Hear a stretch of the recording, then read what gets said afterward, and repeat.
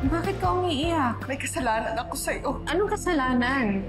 Pinagpapalit mo ang baby ninyo? Ano ang anak ni Charlene? Gagawin kong impyerno ang buhay niya. Be the princess that you are destined to be. Alam ko may tinatago ka sa akin. May celebration tayo kasama ng mga investors dahil na-close natin yung deal. Ang ating bagong prinsipe ay si Kakosa!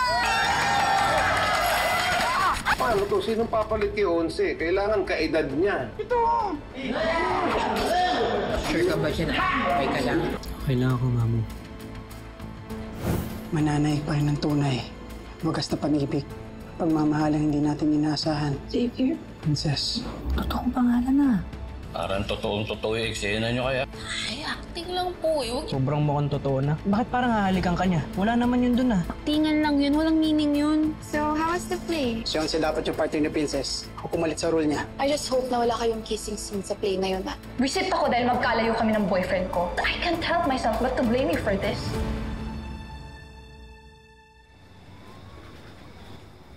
Kumusta naman yung kwarto na recommend ako sa'yo? Okay ba? Okay naman. Malapit sa sakayan. At malapit dito. Pag nagutom ka, meron ka mapupuntahan. Oo, tama ka. Oo, sige. Oo. Thank you ah.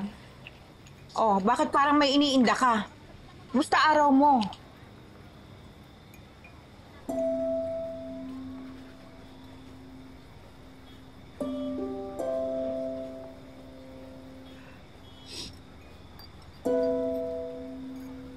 Okay lang ba?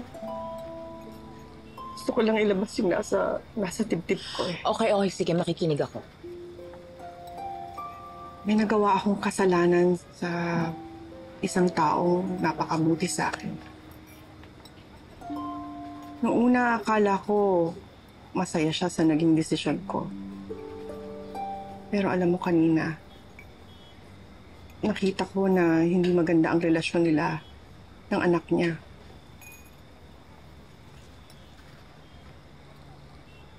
Pero hindi ko alam kung mapapatawad niya ako.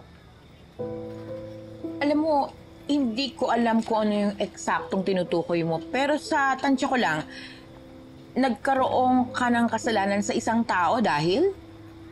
Dahil yung bagay na dapat ay kanya, ay inilayo sa kanya at naging instrumento ako. At dahil dyan, nakokonsensya ka, gusto mo nang itama yung mali. Hindi ko na kaya dalhin ang lihim. Hindi mo kaya ng konsensya ko eh. Lalo na ang bait-bait niya sa akin. Hindi ko alam kung mapapatawad niya ako. Alam mo, palagi ko, panahon na para sabihin mo yung totoo. Para naman gumaang-gaang yung bigat sa dibdib mo. Palayain mo na yung sarili mo.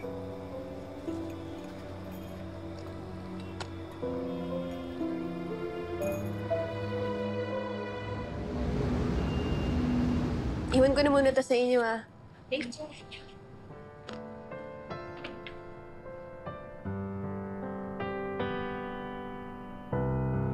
Di makapaniwala. Xavier? Princess. Sa aking tadhana.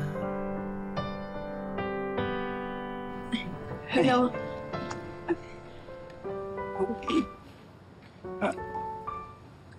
Kamusta? Okay lang.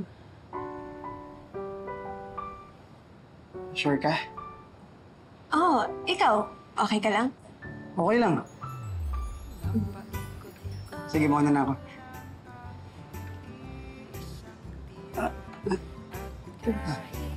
Pasikot-sikot asahan mo sa'yo ko babagsak.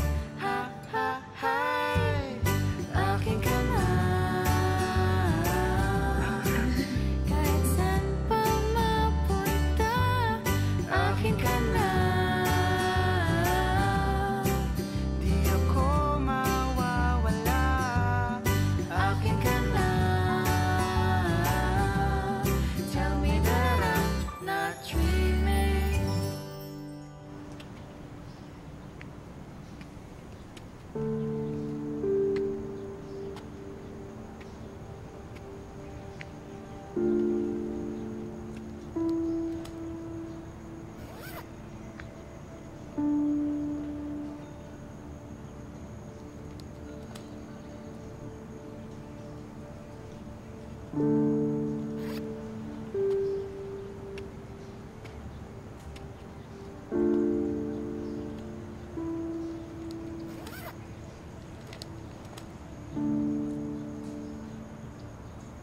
Hello?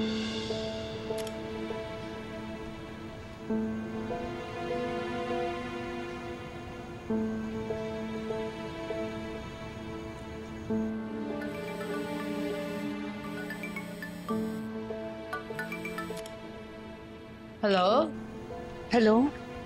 Charlene? Si Leilani to. Oh, Leilani? Napatawag ka? Wala akong pasok ngayon pero may kailangan akong sabihin sa iyo. Oh, tungkol saan? Hindi ko pwedeng banggitin sa phone. Gusto ko sanang magkita tayo ng personal. Charlene, importante yung sasabihin ko. May kailangan kang malaman. Sige, magkita tayo. Hihintayin kita sa lobby ng building. Malapit ka lang, di ba? Oo. Okay. Oo, sige. Punta na ako. Salamat, Charlene. Sana mapatawad mo ako.